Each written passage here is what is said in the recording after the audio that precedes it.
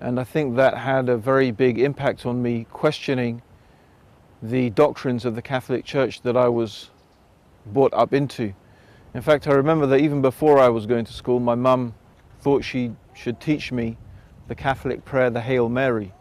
And as it goes, Hail Mary, Mother of God, blessed art thou amongst women, I started thinking, Mother of God, how can God have a mother? And those are the first questions I started asking about the religion that I was brought up into. In the 10 years I spent in Egypt, only 2 people really talked to me about Islam. And only one of them was a conversation that had any real impact on me. I was working on a tugboat servicing oil rigs in the Red Sea for about 6 weeks.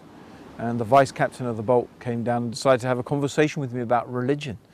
And so he started asking me, questioning me about my beliefs. And although I, at that time, was already having serious doubts about Christianity, in fact, I had been sort of practicing a form of Buddhism for a couple of years and was reading and studying around many, many different religions. But at the end of the day, when people asked me, I still called myself a Christian.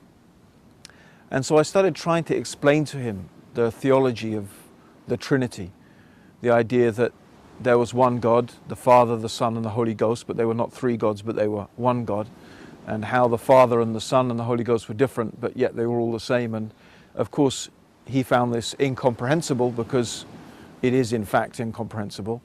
And at the end of this conversation, he said to me, okay, so you believe that Jesus is God? I said, yes. And he said, and you believe that Jesus died on the cross? I said, yes.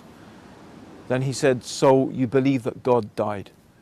And when he asked me that question, it had a very, very huge impact on me. It really made me profoundly question for the first time everything I believed. In fact, in reality, he clarified for me, he added up all the things that in my head already did not make sense.